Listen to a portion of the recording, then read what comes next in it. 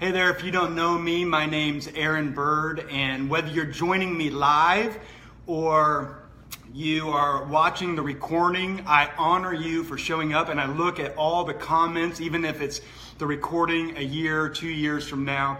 And if you don't know me, I'm an author of a couple books. I speak on stages. Hey Courtney, how you doing? I'm glad you showed up, always bringing it.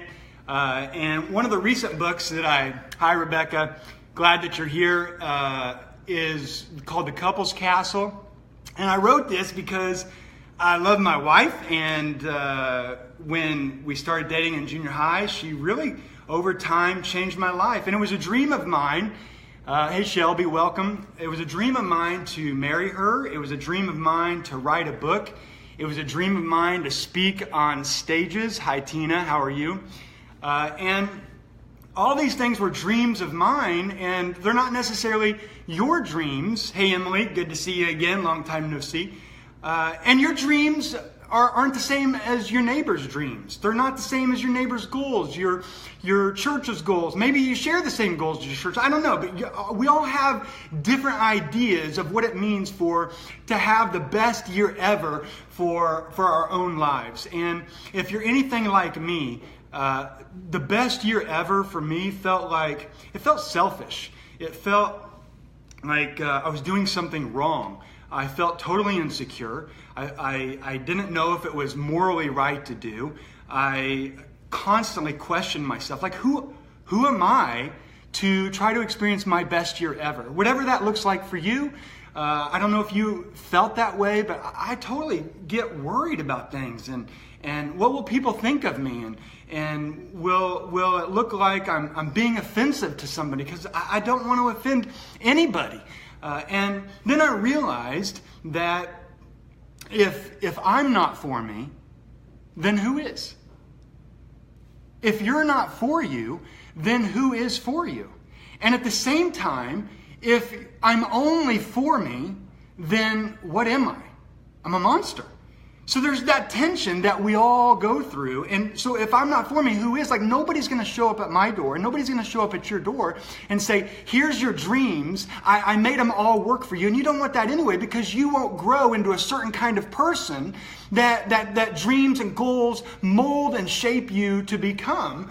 And at the same time, if you and I are only for ourselves, then we miss out on community and love and friendship and joy and fulfillment and all the wonderful invisible things of life that makes life really worth living. And I realized that we all have the same traits, right? We have ego, pride, dignity, ambition, and all these different elements inside of us. This pride should be tempered with humility and perspective as we go for our best year ever. I mean, really, think about it. We're on this planet spinning in a vast universe, and we're not falling off. This is crazy. And it's such a joy to be able to breathe oxygen and to wake up today. I mean, you and I aren't guaranteed to wake up on any day. And so it's just a real privilege, and it's a privilege to be here talking with you. It's a privilege to drink water, to breathe air, to skip, to run, to live life together. And so we really need to temper our best year goals and ambitions with some humility. And at the same time, if you're not for yourself, who's gonna be? Nobody. So you've got to decide how you're going to experience your best year ever. And what I've decided is that I want to grow in order to give. I don't want to just grow to myself. I want to grow so that I can give. I don't care about being better than anybody else. I just care about being better than I was yesterday so that I can better care for everybody else. Hi, Laurel. Long time no see. Hi, Matt. And that's it, man. Can you be better than you were yesterday or last year? So not that you're better than anybody else, so that you can be better to serve and care and love for everybody else in your sphere of influence, in your community, in your town, in your city, and on your planet, and to grow to give. So I want to talk to you today about how to experience your best year ever. I'm going to give you the exact process that I've learned in all my years of training and teaching and helping other people experience their best year ever. It's how-to stuff. It's not pie in the sky. Oh, it's just for dreamers. No, dreams are for everybody. And the reason why I want to do this now is because people are living groundhog's years, right? They walk into January 1st, which Happy New Year's, everyone. And they say, man, I'm going to make all these resolutions and I'm just going to blow up this year. I'm going to have a terrific, wonderful year. And it's the same thing the next year. And every year is a groundhog's year because we keep thinking it's going to be different when we have good intentions. And we all have good intentions. And so I want to serve. I want to help you. And I can help you today doing that.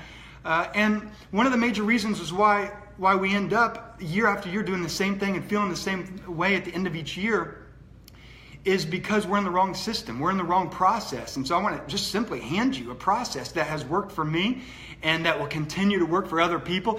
Josh Spear, my main man, it's a long time no see, to hand you this system, hi Mary, that will get you to where you want to be.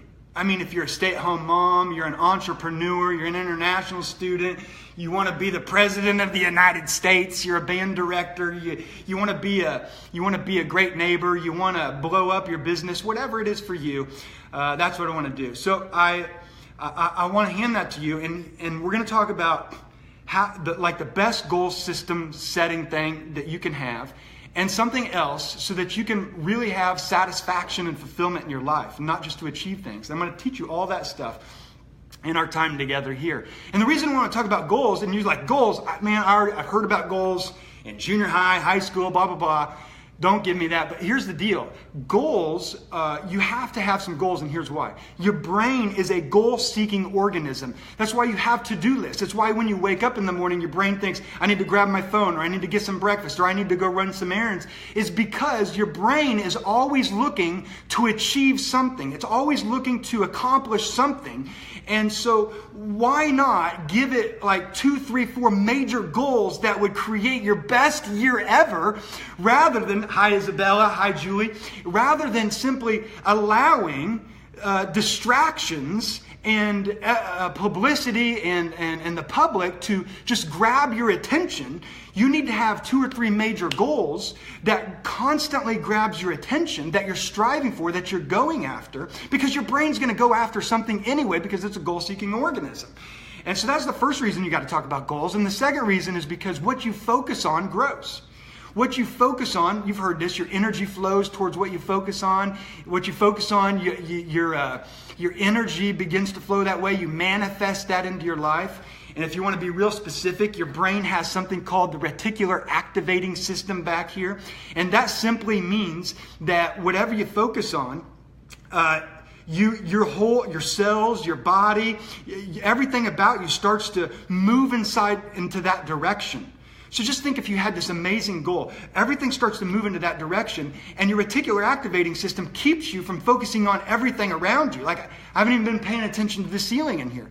I forgot that it was there because my reticular activating system is here to serve you and to honor you for showing up and to help you have your best year ever, rather than on the ceiling or the ceiling fan or the floor. It keeps us from spontaneously combusting all around us. And that's why that slug bug game, if you ever played that, it's like somebody punches you if they see slug bug, the old Beatles. And you're playing that game and all of a sudden you start seeing these things and you haven't seen them in like 10 years, but they're everywhere. It's because your reticular activating system is now focused on that particular goal. And it's like, stop punching me. But everybody's starting to see these things. And when you focus on something, all of a sudden, if you do this consistently, the right resources, the right people, the right things and strategies will begin to show up in your life. And that's probably why you jumped on today, because you want something more for your life. And all of a sudden, this is starting to flow into your life. You're starting to notice opportunities and training, which is what I'm giving you today, to see that through. So that's the second reason you want some goals in your life. The third one is, it's when you make a goal, when you write a goal down, you are making a decision. Like you're saying to the universe, you're saying to God, you're saying to yourself, you're saying to your kids, whoever, this is what I'm going to go after right now. I'm cutting myself off from the past and I'm moving myself forward. I'm honoring my past, but I'm moving myself forward towards this particular goal, and I'm going after this goal, and I'm going to get this goal right now in my life. And the fourth reason is you really do have something called greatness inside of you. And the way to bring out your greatness is you have goals to bring it out of you. And it serves no one. Listen to this. It serves no one for you to play small. When you play small, when you close up in a shell of your life, because you think that's modesty. C.S. Lewis once said, perfect humility dispenses of all modesty. Perfect humility. You should be a humble person. I want to be a humble person. Our egos can go crazy, can't they?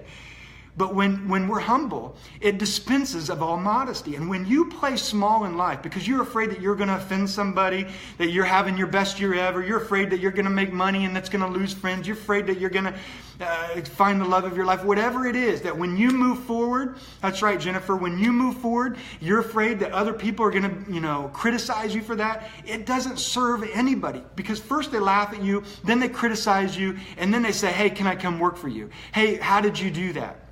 And so you got to set some goals, and I'm going to teach you how to do that. Because here's what everybody's doing today and last night. They're making New Year's resolutions. And it's just a wish.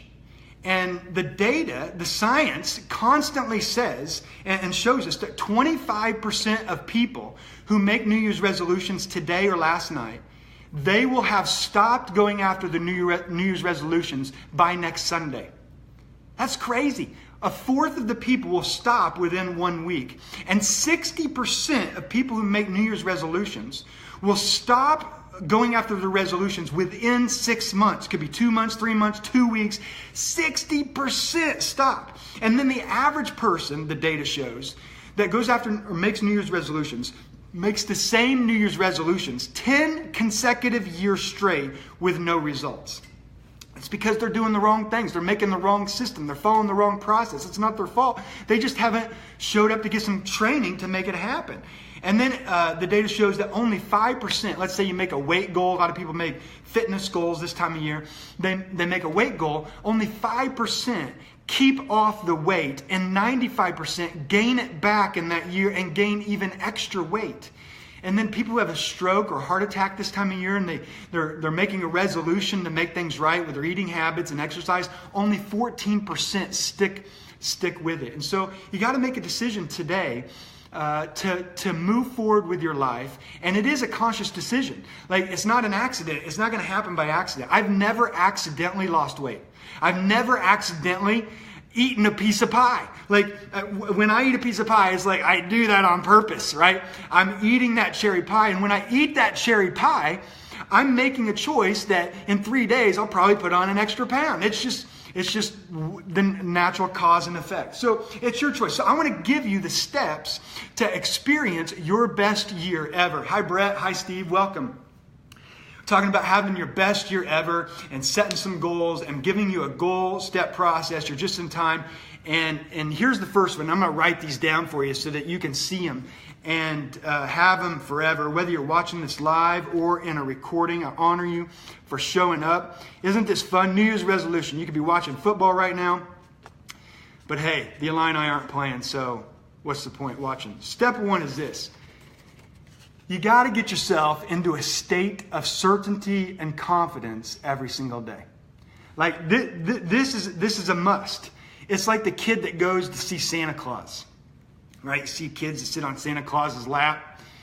I mean, they know that they're going to get their presents. Even if they don't, they believe that they are. And most of the time they do, even though it's not from Santa Claus. It's from mom or dad or from cousin Jack. And that's usually the way it happens with goals. You set this goal and you think it's going to happen a certain way, but it usually happens in a different way. And you receive probably even something better than you originally planned. I was reading the other day about a guy named... he was a business entrepreneur, and he ran into somebody named John Rockefeller. If you know John Rockefeller, richest guy on the planet at the time. And this particular guy, this entrepreneur, he was losing his business. Creditors were coming in, the bank was closing in, and he went to a park to take some deep breaths. He had his hands, over his head because he was suffering and didn't know what he was going to do to get out of this. And this guy strolls by in a park and says, dude, what's up? And the entrepreneur looks up and he tells him the story. And the guy says, I think I can help with that. And the entrepreneur says, how could you possibly help? And he says, my name's John Rockefeller. And he goes, really? He goes, yeah, and I want to hand you a $500,000 check to help you with your finances, to get your business off the ground. And the guy couldn't believe it. The entrepreneur was thanking him, hugging him. So Rockefeller wrote out this check and signed it Rockefeller and handed him the check. And the guy says, well, what can I do for you? And Rockefeller says, just show up 1 year from today if you can. If you don't remember, that's fine. But try to show up to this park and meet me. And I believe that you can do this and that you just repay me the $500,000 at that time. So the entrepreneur's like, totally, I'll do that. And he went out and he immediately put the $500,000 in the bank. It's like, man, this is like a safety thing. I can keep this $500,000 in the bank that Rockefeller just gave me. And if I don't spend it, then I always have this security net for my life. And I'll just go back out there and try to rebuild my business. And so that's what he did. The next day he woke up on a Tuesday. He started wheeling and dealing and making business deals and making things happen and growing his business. And he did this day after day, week after week. Sure, sometimes he was, jaded. He was tired. He was apathetic. But he just kept going after it. He believed. And within a year, he had turned around his business, became a millionaire, and was having a good time doing it. And so he went back to the park 1 year later, and he waited around for Rockefeller to show back up. And sure enough, this guy comes back into the park, and it's Rockefeller. And, hey, Kevin, hi, Debbie, welcome.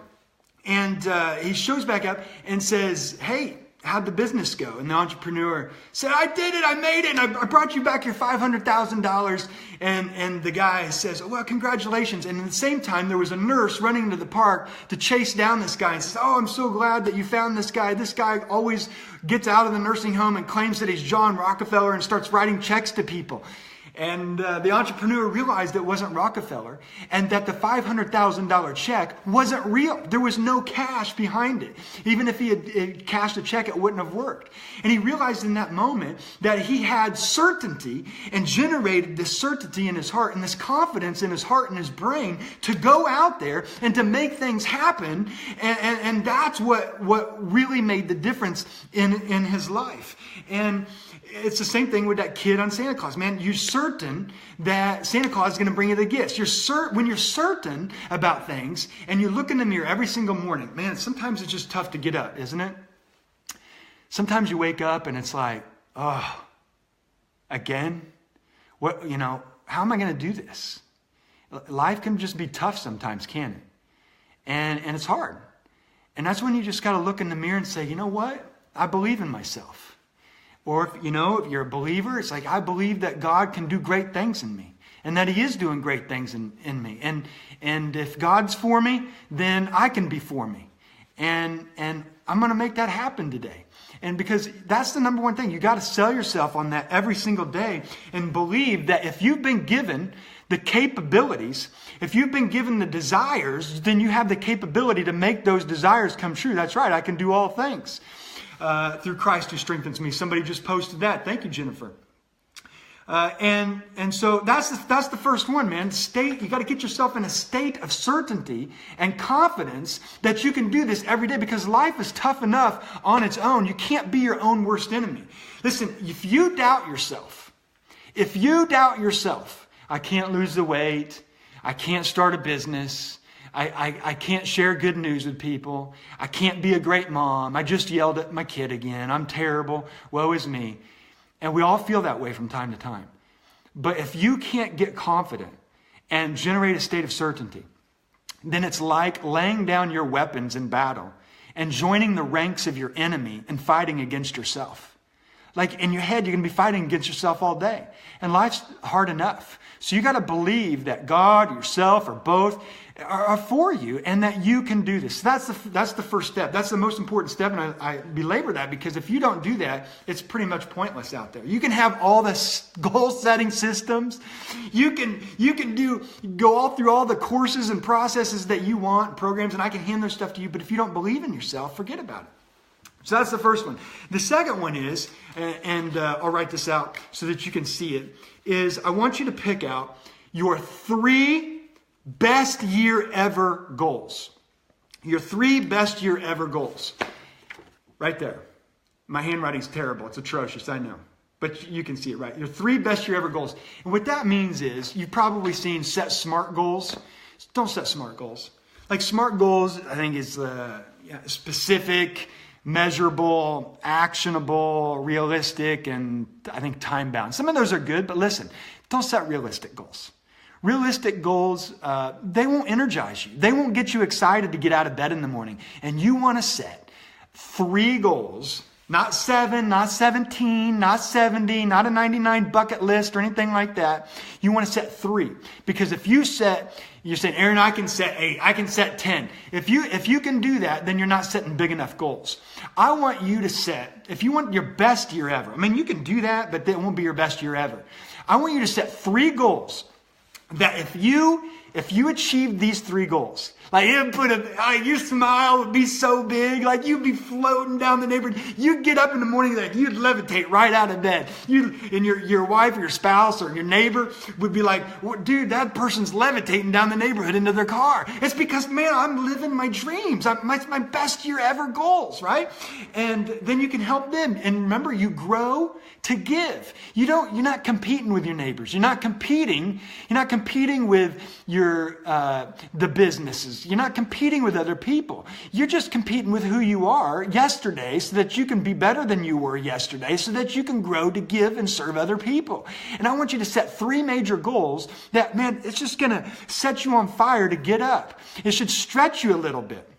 Hi, Eric. Hi, Janet. Welcome. It should stretch you a little bit and scare you a little bit. Like I got goals that, be honest with you, they scare me. I mean, it's like, oh my gosh, I'd rather crawl in a hole some days and just kind of hide out. And I don't drink, but sometimes I'm like, man, maybe I should just go get some alcohol and drink this fear away, because it's intimidating.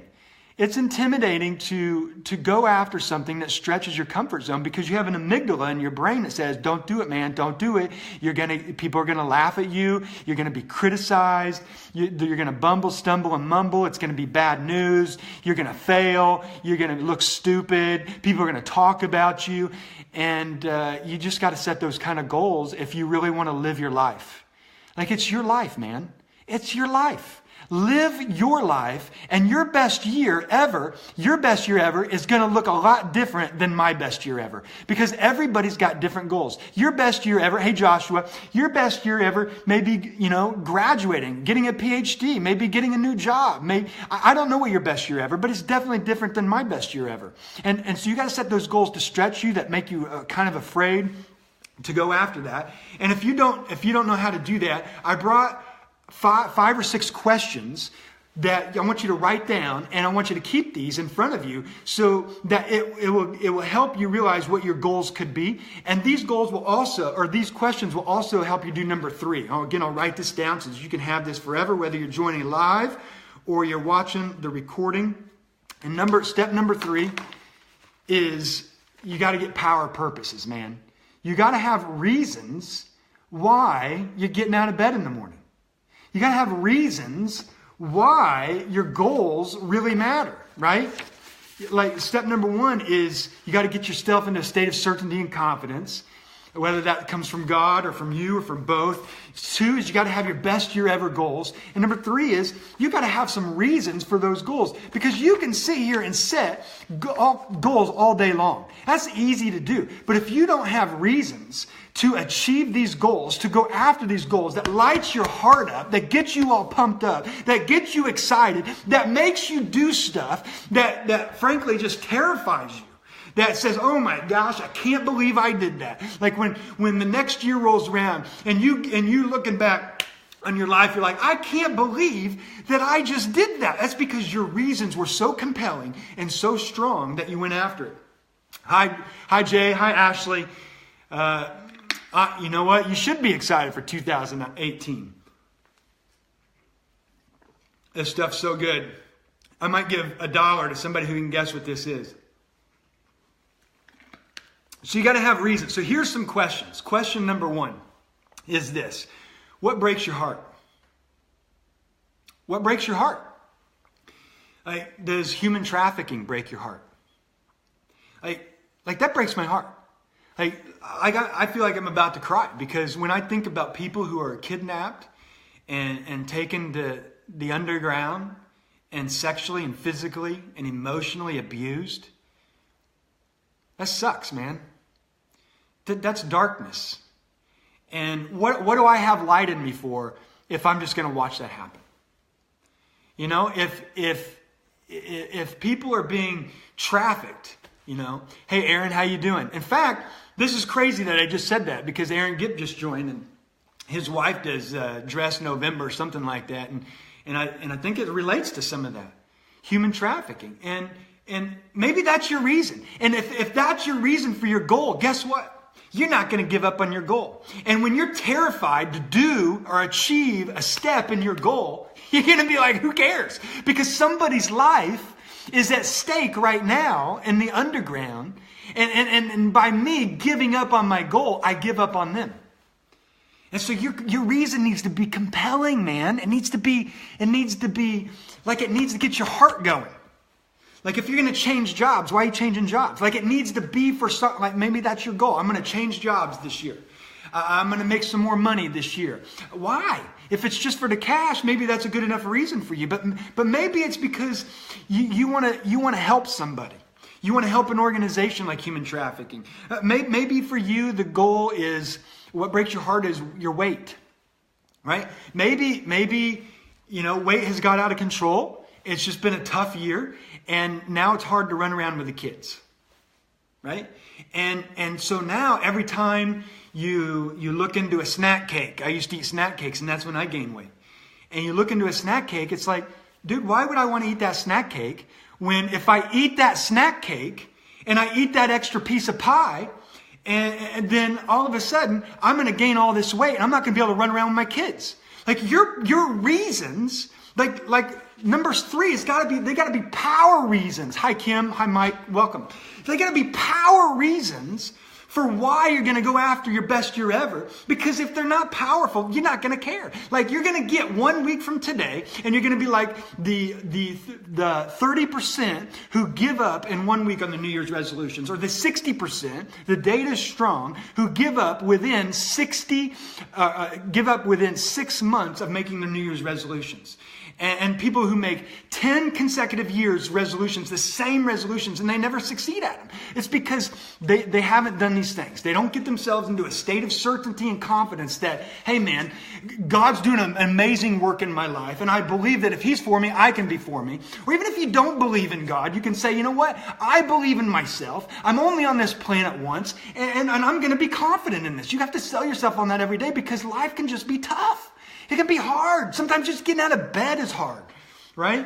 So you got to do that. And the second one is, what are your 3 best year goals ever? Like, they're so like, if you're setting 17 goals, you're not doing it right, because they're not your best year goals. They're not big enough. Set 3 and then go after this. And then you got to have these power reasons. It could be human trafficking. I'm doing this to save people's lives. Could be the weight so I can play with my kids. Maybe it's making money because you want to give money away, or whatever it is. We grow to give. I know for me, one year I set a goal. I just wanted to spend as much time with my dad as possible.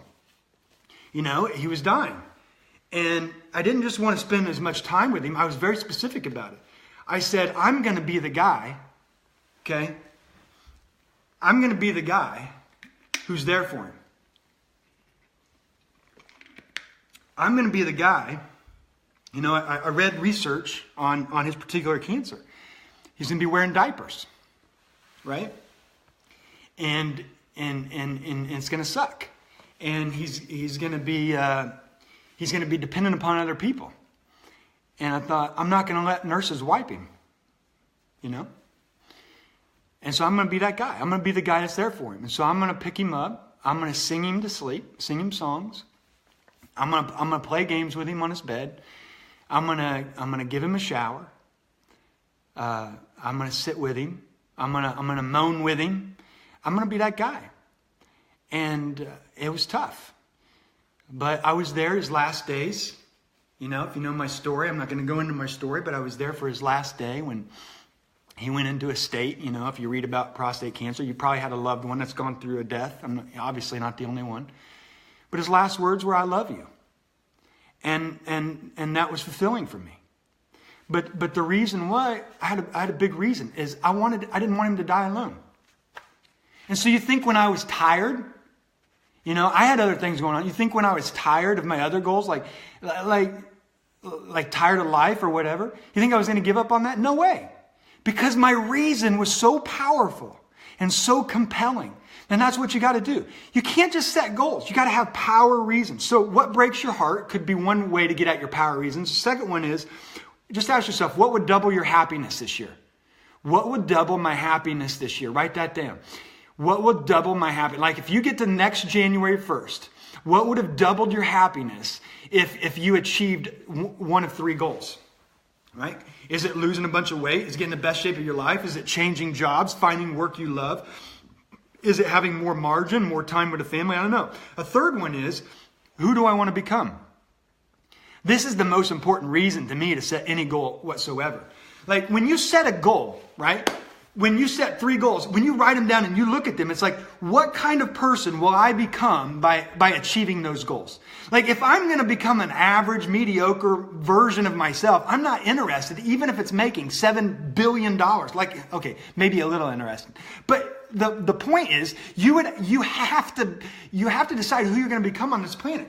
And the goals that you go after, right? You're going to live your days differently. You're going to do different to-do lists and tasks and meet different people. And all of that is going to shape and mold you to become a certain kind of person. You got to ask yourself, are you the kind of person that you'd be happy spending the rest of your life with? Because guess what? You're going to be spending the rest of your life with one person, you.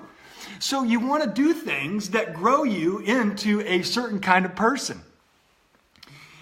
And so that's another way to get it. And fourth way is if you won $87 million tonight. Yeah, if you won $87 million tonight, and then you traveled the world for the next year. You did anything you want. You bought whatever you wanted. You saw everything that you wanted. You took your family wherever you wanted, whatever you did. $87 million. And then you get back. What would you do the next 2 days, the next 2 weeks, the next 2 months? You've already traveled everywhere. You've already bought whatever you wanted. That will give you some reasons or what's really in your heart about what you want to do with your life. Thanks, Mike. I appreciate you, buddy. Have a happy New Year. And so that's another question you can say is what do I want with my life? What if I always wanted to try, but I'm scared to try? What do I want? And then final question that I have is when I get to the end of my life and I'm sitting in a rocking chair and nobody's guessed what this is yet, but I'm drinking my lemonade.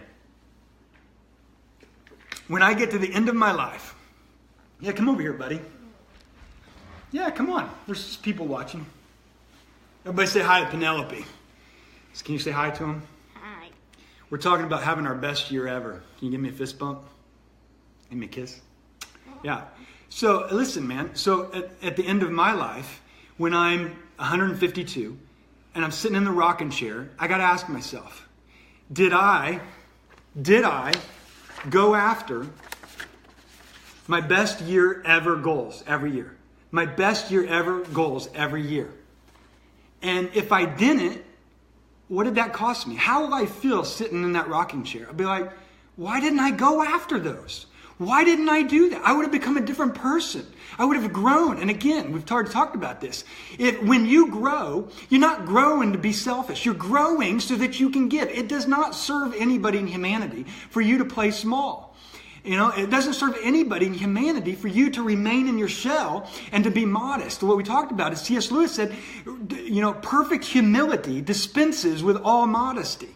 You need to grow to give. You need to grow and blow up so that you can serve humanity. So that you can serve this little beautiful kid right here, right? Like it doesn't serve me. It doesn't serve her for me to remain in the shell and not serve you and to honor you and to love you and to help you. And that's all I want to do is help you, right? Look, man, somebody's saying hi, Penelope. Can you say hi? You see your name? You see who that is? Who is that? Haley. That's right. It's Haley. And so you can give that kind of thing. There you go. You want to jump up? You can come back later if you want. So that's the second thing, man. So and for those of you, a bunch of people just joining, you got to get yourself in a state of certainty and confidence every day, because listen, sometimes it's just hard to get up, isn't it? It's hard. And you got to do that or you're toast. And there's reasons why your brain goes there and you lack confidence and all that, but we're not into that today. And 2 is you got to set your 3 best year ever goals. Don't set 17, set 3. And then you got to get your power reasons, which is what we just went through.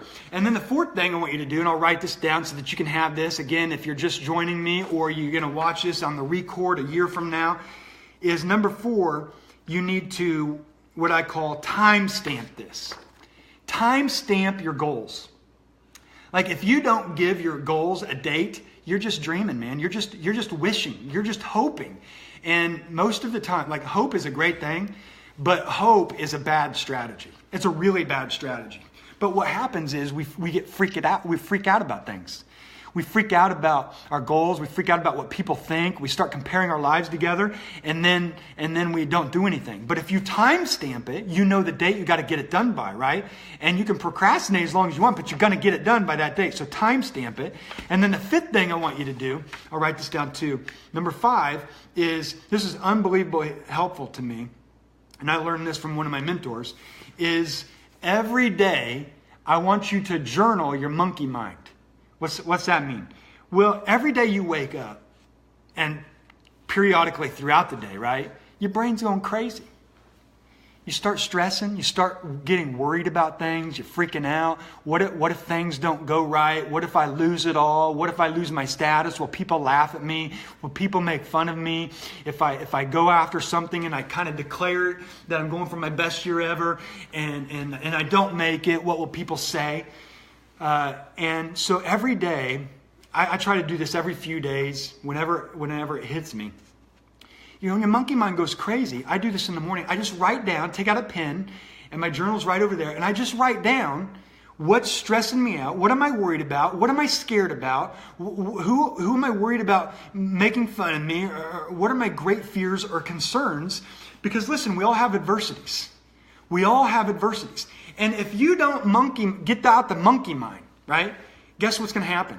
That's going to be rattling around in your brain all day long, and it's going to screw your day up. And what happens there? It's going to give you what I call sideways energy. You're not focused on your goals, and you're going to start going this way and that way because you're nervous about things, and you're worried about comparing your life with other people and competing with other people rather than trying to get better than where you were yesterday. And your monkey mind's going to drive you crazy. Man, it drives me crazy. And so I want to help you with that. Just write out. Just take 1 minute. I hate journaling. I do not like to journal. But that part, writing out your monkey mind, will save your life. I was reading about, hi Jewel, I was reading about a girl who, is funny, everybody's got a monkey mind. This little girl has a monkey mind. And she said, Dad, I got all these problems. And he goes, what are you talking about, honey? And she said, well, I solved this problem at school. People were making fun of my jeans, and so I wore a skirt. And then I started wearing a skirt, and they're making fun of my hair. And so it's like I keep having these problems, and every time I solve a problem, then I have another problem. And let me stop the story right there. And hey, Tim. Listen, the only problem human beings have is we think we're not supposed to have problems. The more you blow up, the more best years you have, the bigger your problems are going to get. Because you got more people, you just got a bunch more resources and all that kind of stuff. You're just going to have bigger problems. So don't think that you're not supposed to have problems. Problems help us grow. Problems help us serve humanity. And so anyway, this girl was like, man, I got all these problems. And so the dad, who was a chef, said, come into the kitchen, honey. And so he took 3 pans, and he put an egg in one pan. He put a hard potato in another pan. And he put coffee grounds in another pan. And he turned on, Dad was a chef, he turned on the stovetops and to the same degree. And they started boiling. And the chef and the little girl watched them boil. Nobody's guessed what this is yet. And about 20 minutes later, he took them off and said to his daughter, what did you see? So I saw stuff boiling. What's it have to do with my problems?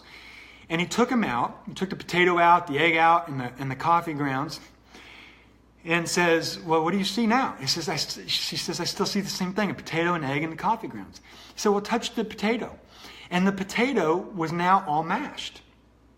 And touch is not Shakeology, but you're getting close. It's all mashed potato. It's not a hard potato anymore. Hey, Rick. Hey, Jeremy. And then took the egg out. Hey, Gary, welcome. Long time, a blast from the past, Gary. And took the egg out, and the egg was now hard. Right? Broke the shell, and it was hard. And the coffee grounds were a little bit different. And says, what do you see? She says, I still don't understand, Dad. And so the dad said, adversity hits us all. You're talking to me about your problems, honey. And everybody's got problems. Every day we have problems, don't we? You got money problems, you got marriage problems, you got friendship problems, you got weight problems. You got problems in your life. We all have them.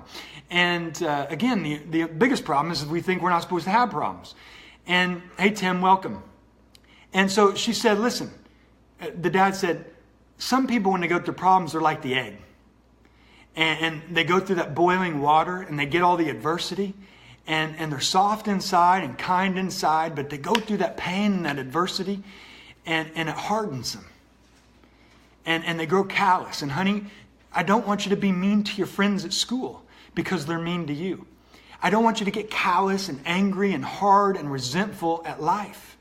I want you to be loving and kind and make a decision to be, live a life of satisfaction and to love and serve people no matter what. And then some people are like that potato. They go through adversity and suffering and it mashes them. And listen, sometimes that happens to all of us, right?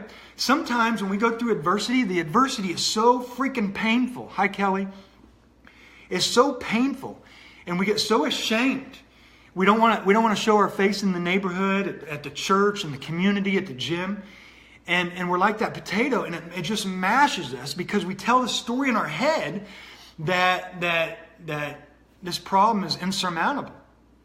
And then he said, but some people are like the coffee grounds. When they are boiled, the boiling water, the adversity and the suffering and the pain, it doesn't change them. They change the water. The coffee ground releases its flavor and its smell in the water in the midst of great adversity. And so he looked at his daughter and said, which one are you going to be? You're going to be the egg that hardens and gets callous in adversities and pain? And I know why people get hardened in the pain and suffering. It's because they don't want to be hurt again. And listen, I get it. We all have our own specific hurts. Even if we have the same topical hurts, they're specific to us and it's painful. But what happens when you block out potential pain is you block out love and kindness and fulfillment. So be careful there. Don't be the egg and don't be the potato that lets adversity smash you. And the way it smashes you.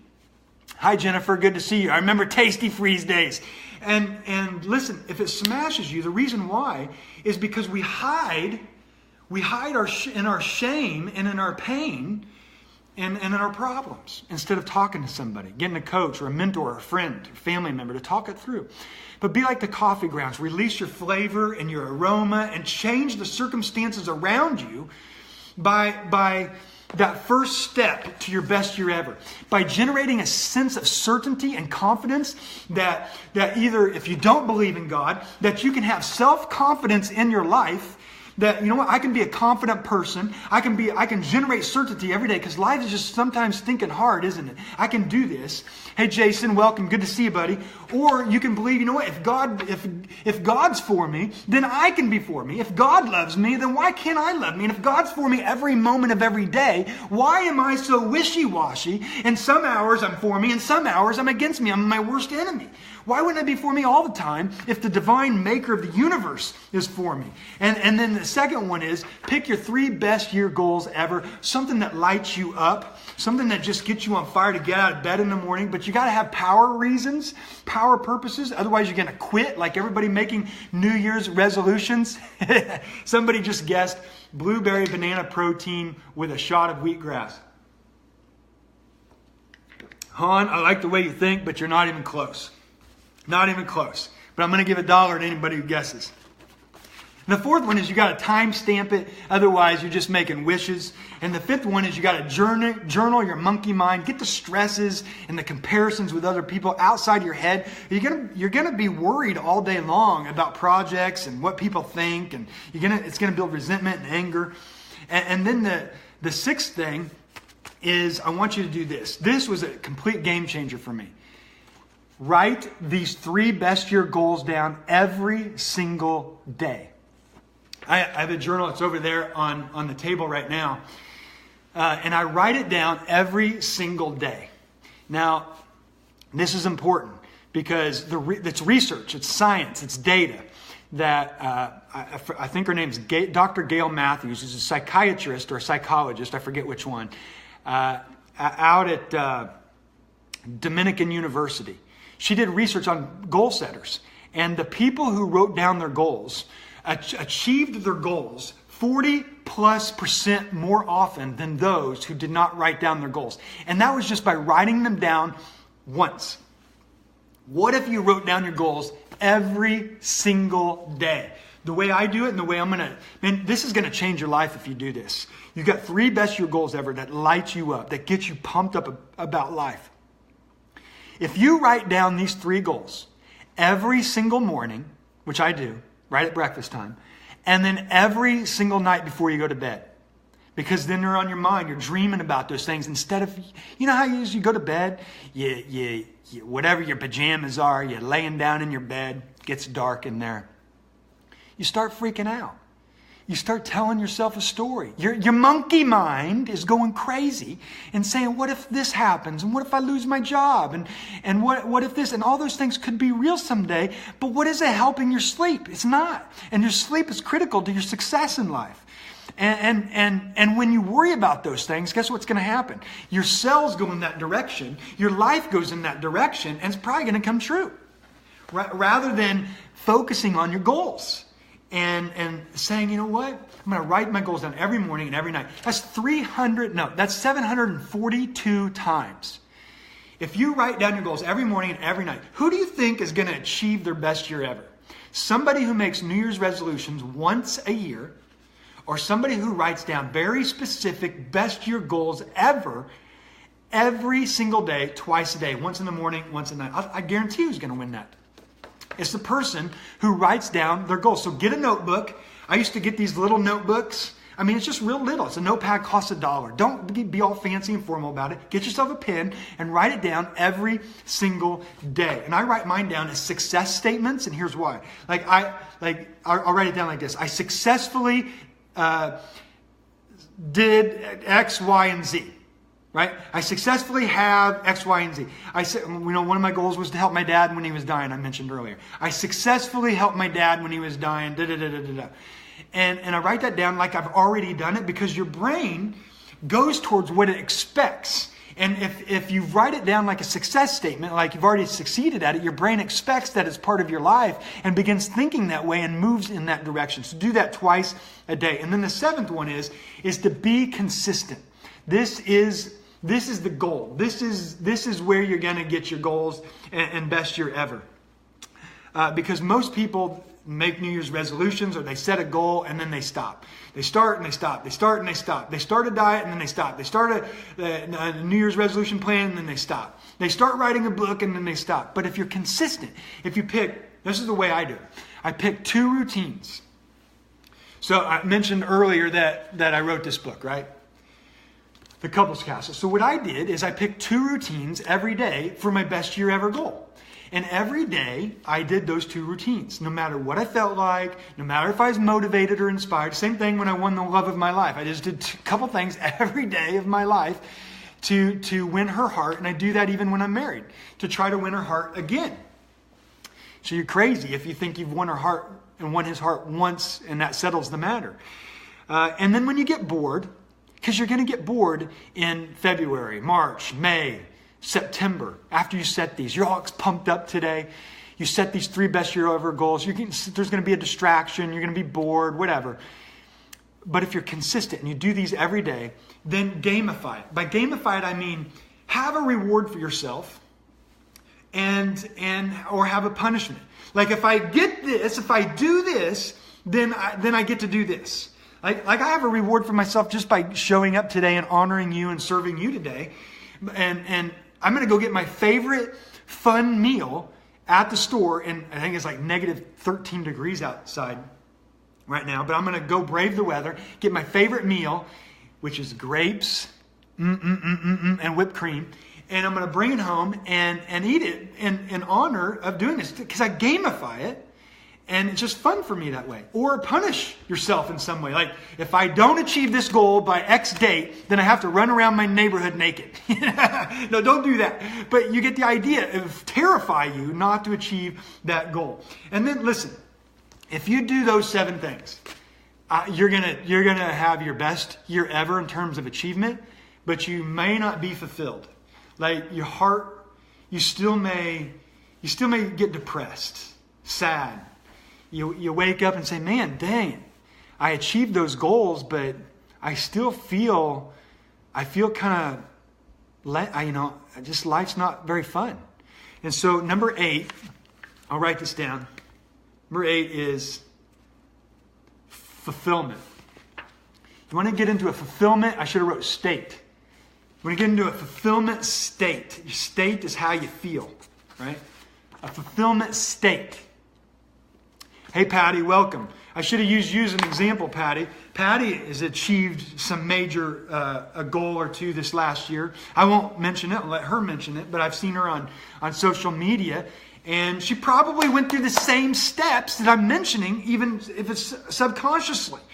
But you got to get into a fulfillment state. And what I mean by that is you can go through these other 7 things, okay? You can do these things and you're going to achieve your 3 best year goals. I don't care if it's making money, changing jobs to work you love, finding the love of your life. I don't care what it is. You can do it. This is the formula to make it happen. But you may not feel fulfilled unless you get yourself into a state of fulfillment.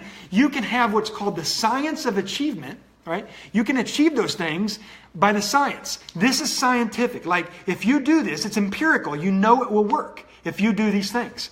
But there's an art to feeling fulfilled because they're your feelings. They're your emotions. And all human beings are emotional creatures. And so there's a lot of ways to do that, but there's 2 major ways I want to give you right now.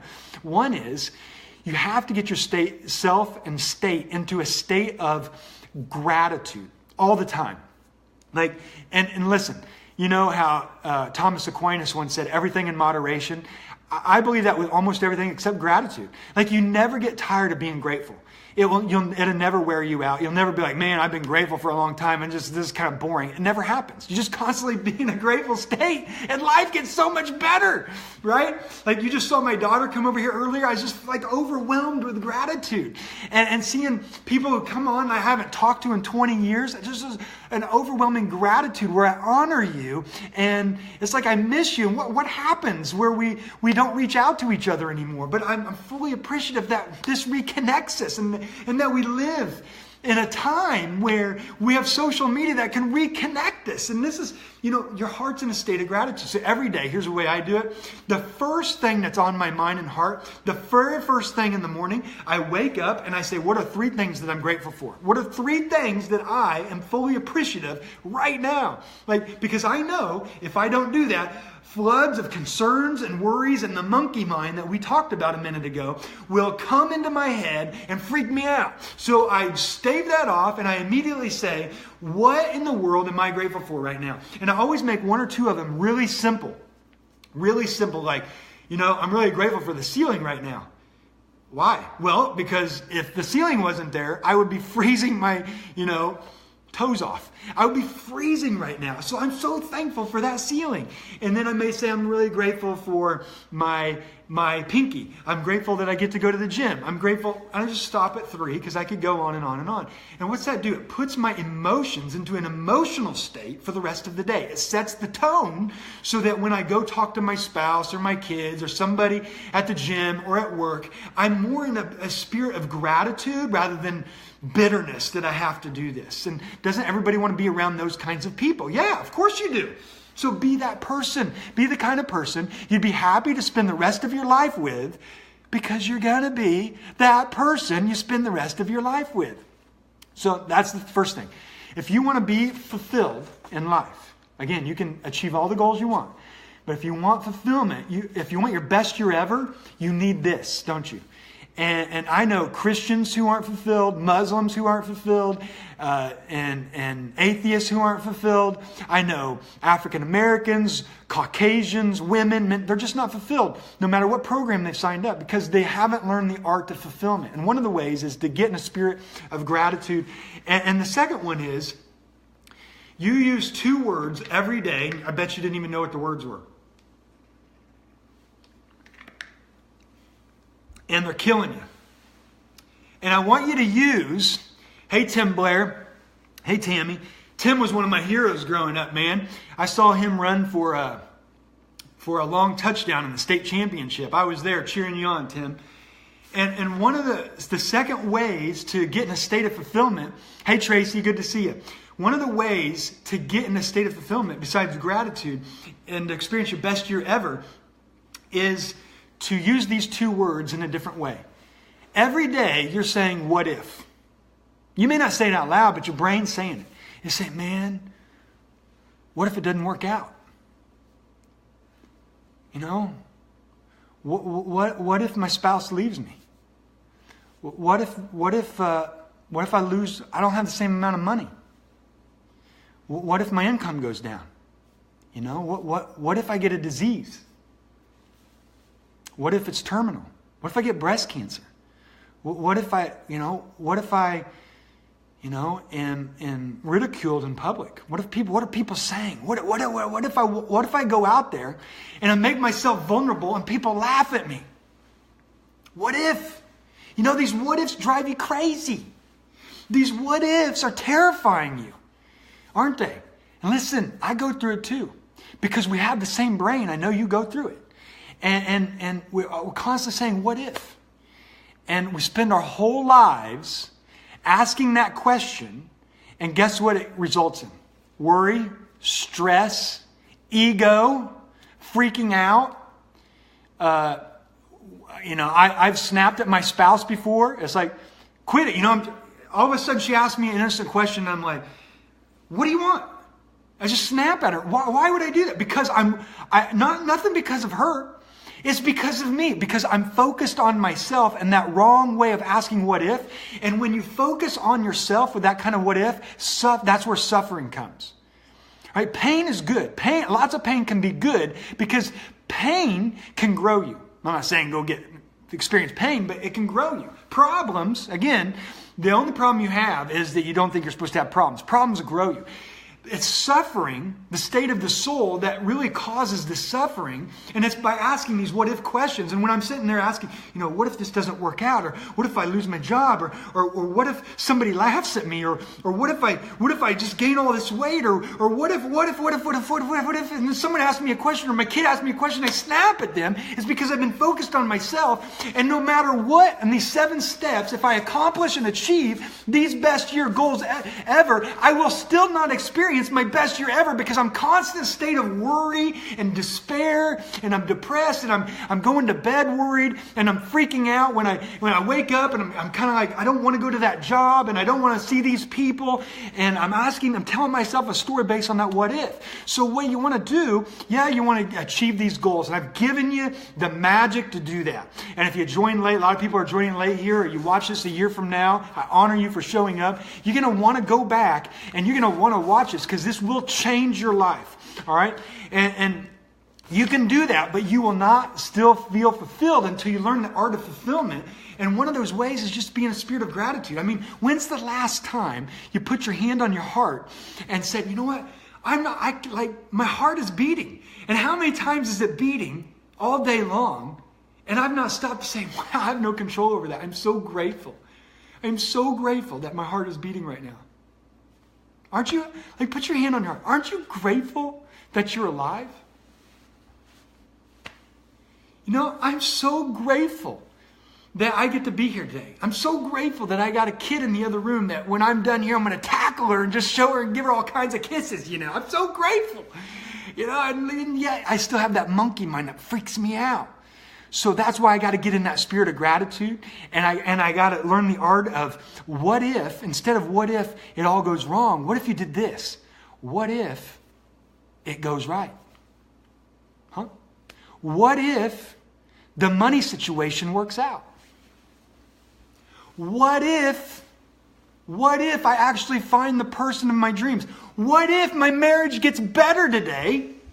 What if my kid, who just walked in the room, comes over and gives me a kiss today? She's probably not going to, but man, it would be nice if she did. What if I passed my exams? What if I started my business? Because this is what most people think. What if I start a business and it fails? But what if you started a business and it succeeded? And some say, well, what if I get on camera and it bombs? Like, I have that every time I get on camera. Here I am, I'm on camera, I'm live, right? And I'm thinking, what if I bomb? So what? So what? I'm on the planet for who knows how much longer. I just want to help people. I just want to help people. And when your heart just wants to help people, when you care so much and you have a spirit of gratitude, and the reason why you're trying to grow is to give and not just to get, and you say what I said earlier, if I'm not for me, then who is? And at the same time, if I'm only for me, then I'm a monster. So I want to grow to give. I want to get my best year ever goals to give, and then get in the state of fulfillment and say, what if it works out? So the next time your monkey mind goes crazy on you and you forgot to journal your monkey mind, get the stresses and worries out of you, and it's rattling around in your head, you can say, you know what? What if it works out today? As soon as your brain says, what if that doesn't work out? But what if it does? Like, just because you have a belief doesn't mean it's true. Challenge that belief. Challenge that narrative and that story and say, but what if it works out? What if they don't like me? Well, what if they do like you? What if they say something? Well, what if they say something positive about me? What if? What if it works out? Ruminate on those things. Think about if it does work out. And guess what happens? It will change your state. It'll change your emotions. You'll start focusing on better things. And what I say earlier, what you focus on grows and manifests and changes your energy levels and changes the kinds of people that are going to be around you. So if you focus on better things are going to show up in your life. If you focus on better results are going to focus on in your life. But what happens is, we sometimes focus on better things and we sometimes focus on worse things. You want to up that to the better things as much as you can. And you say, well, Aaron, again, we're back to that first thing, right? We say, well, who am I to be certain and so confident about that? And I get that a lot from religious people. And I would say to people who believe in God, which I certainly do, is if God is for you, then why aren't you for you? Well, I'm still, I need to be modest. No, you don't. You need to be humble. And perfect humility dispenses with all modesty. You need to work yourself into a state of certainty that you're loved, that you're valued, that you're cherished, and that you need to love yourself, that you need to value yourself, and that if God loves you every single second of every single day, of every single week, of every single year, then you can love yourself without being a narcissist, without being self-congratulatory, without blowing your ego up. You can do that with attention that I showed you a little bit earlier. So that's going to help you. Listen, this will get you your best year ever goals, and this will get you to your best year ever fulfillment. Give yourself a pat on the back, man. You can do this. You can feel fulfilled. And just think, 1 year from today, if you did those things that I shared with you, how would you feel? Those 3 things that you achieved, and you didn't worry. Or you limited your worry. You limited your stress. You were calm, you were peace, you felt happy, you felt a state of joy, you smiled more. It's like you levitated out of your door, you achieved your goals, but people still liked you because you're growing to give and to serve and to honor people rather than to be an egomaniac and a narcissist. Right? How would you feel if you did all that? You'd feel like $1 million. You'd feel more than $1 million, right? Because you're a human being and not just cash. It would be amazing. Hi, Sherry. Hi, Amy. Listen, you guys are coming in at the end of this thing, and I'm not going to repeat it because the other people would go crazy if I did. But listen, you got to go back and you got to watch this setup, and then to live a life of fulfillment where you have peace and joy and love and all this. You would feel amazing in this next year. And listen, here's the cool thing. You can do this every single year of your life, and every year, and this is what I'm trained to do, is is help people experience their best year ever every single year. So if you did this year, 1 year from now, you will have experienced your best year ever, both in the state of achieving things, whether it's trophies or money or new jobs or marriage, but also in the art of fulfillment and satisfaction and love and peace by following what I just outlined for you. And listen, if you want to go a step further, we're at the very end of this thing. If you want to go a step further, here's what you got to do. You always need to take one step of action whenever you learn something. This is what I do all the time. Whenever I learn something from a book or a video or a training session, take one step, because you'll lose momentum if you don't do it. Even if it lasts for 2 seconds. Get on the phone and call somebody. Share this video with somebody. Hold yourself accountable to go through these steps that I just mentioned with somebody. Because if you don't take action, it's just going to be one of those 60% that stop within a few months that I mentioned earlier. Just making New Year's resolutions and wishes and hopes is a bad strategy. And so take a small step. And if the step that you take is to join one of my programs or my online courses, like I have something called 24-Hour Year, I would be so humbled and honored to be able to serve you that way. And what I do there is I roll out a course for you over the course of a year and give you my best strategies, my best training that take you to your best year ever, every single year, and you get to keep it for the rest of your life. And I roll that out every single month, and it gives you things like 100% clarity. I give you the best clarity strategies, the best confidence strategies, so you're a confident person.